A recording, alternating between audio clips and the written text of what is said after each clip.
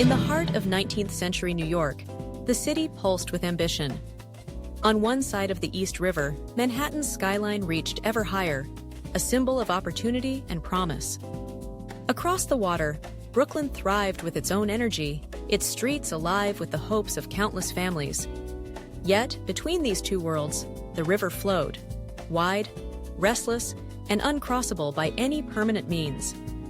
Ferries shuttled back and forth, but the dream of a bridge, something grand, something permanent, remained just that, a dream.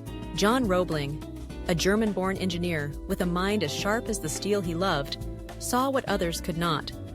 To him, the river was not a barrier, but an invitation. He envisioned a bridge unlike any the world had ever seen, a suspension bridge of breathtaking scale and beauty.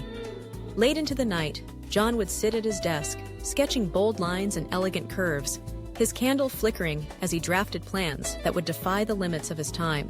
When he presented his vision to the city's leaders, his peers scoffed. The currents were too fierce, they said, the distance too great, the weight of the stone towers and the span of the cables, impossible. But John's resolve was unshakable. He believed not just in engineering, but in the power of perseverance. At his side was his son, Washington Roebling. Washington had inherited his father's curiosity and determination. In quiet moments, father and son would pore over blueprints together, their bond strengthened by a shared dream. Washington listened, learned, and believed. Because sometimes, the greatest gift a parent can give is faith in what seems impossible. After years of struggle, the city finally agreed to fund the project. Construction began with a sense of hope and excitement that swept through the workers and the neighborhoods on both shores. The first stones were laid, the first cables spun, a testament to vision and teamwork. But fate intervened.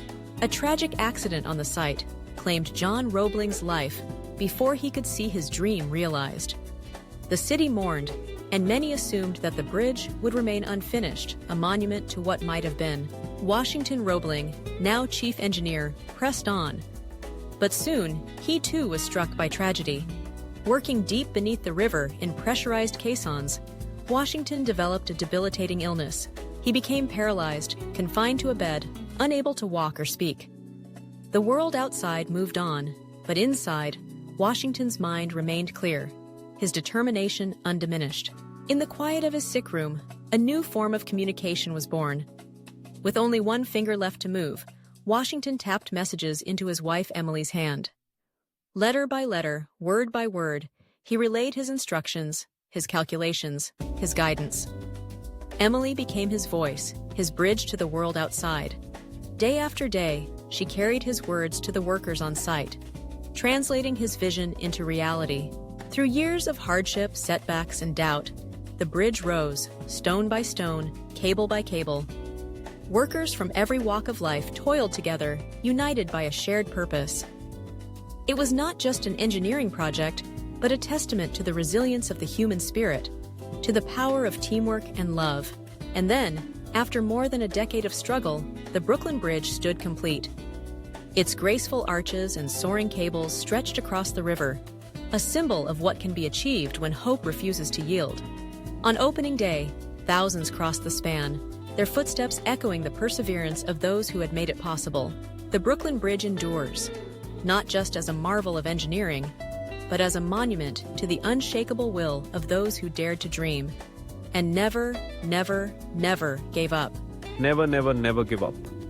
Winston Churchill.